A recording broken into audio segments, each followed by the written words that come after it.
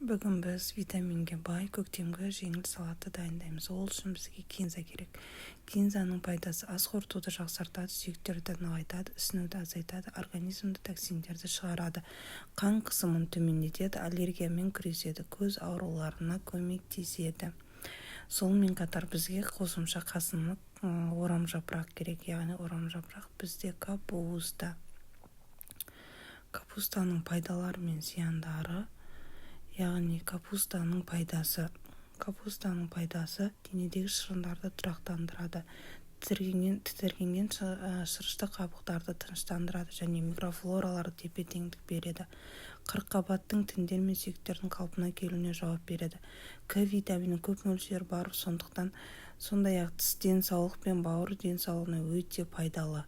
Сонымен қатар қиярдың диуретикалық әсері бар. Ол дене тіндеріне ісінуіне және артық майларды кетіруге көмектеседі. Көкөністердің табиғи сіңгіргіш болып табылады. Ол улану кезінде уларды және басқа зиянды заттарды белсенді түрде жояды. Ең аз калориялық қияр сізге толықтық сезімін бере алады. Сонымен қатар редиска.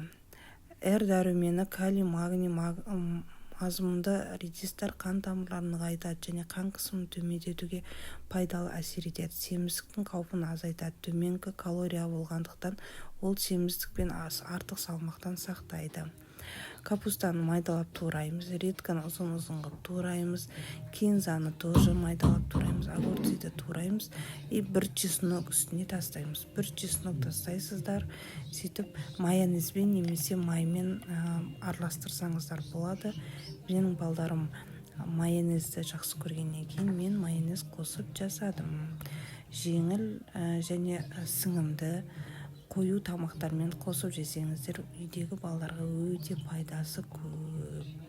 Қазір кезде көп қолдансаңыздар болады. Міне бүгін біздің кешкі асымызға осындай жеңіл салат және пирог. Астарыңыз дәмді болсын. Каналға жазылып, лайк басып кетіңіздер.